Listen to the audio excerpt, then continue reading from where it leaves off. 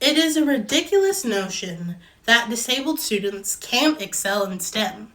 I have 4 non-apparent learning disabilities: a visual processing disorder, a working memory disorder, ADHD, and dyscalculia, a math disability. People think I'm not going to be successful in STEM because they think those subjects are too difficult for me. I completely reject this notion. I received my first major STEM award in 2022 when I was awarded the 74, a national education news site, the 16 Under 16 in STEM Award, an award given to honor extraordinary achievement in the fields of STEM. I was awarded for being a child scholar with publications in peer-reviewed journals where I used the social science research methodology of autoethnography.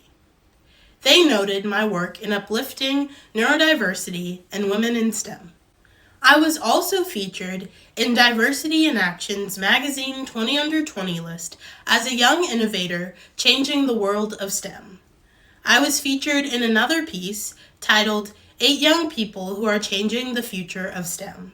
And the author referred to me as a multi-talented queen, whose story is inspiring for neurodivergent folks facing challenges or barriers to their STEM dreams. And I've had multiple awards given to me in the area of disability justice because I refuse any deficit limitations placed on me about any of my academic work. I am just one of many disabled teenagers who excel in the world of STEM and refuse the barriers placed before me. STEM is for everyone. It was a real joy to share some thoughts with you about my love of STEM and my advocacy for disability rights and inclusion in STEM fields. If you want to know more, please check out the STEM Next Flight Crew website.